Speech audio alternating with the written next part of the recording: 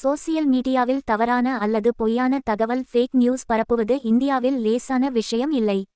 சூழ்நிலையை பொறுத்து பல சட்டங்களின் கீழ் கடுமையான நடவடிக்கை எடுக்கலாம். 1.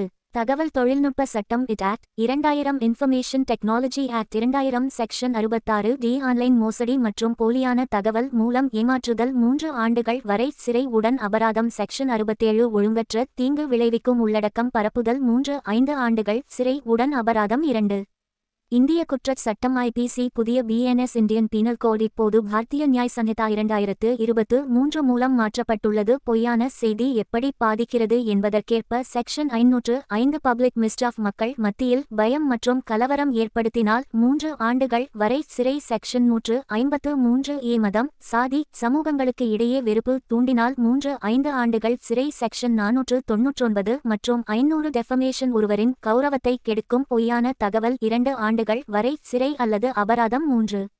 தேர்தல் தொடர்பான தவறான தகவல் representation of the people act 1951 தேர்தல் நேரத்தில் பொய்யான தகவல் பரப்பினால் வேட்பாளர்களுக்கு எதிராக தவறான பிரச்சாரம் செய்தால் சிறை மற்றும் அபராதம் மற்றும் தேர்தல் தகுதி நீக்கம் கூட வரும். 4.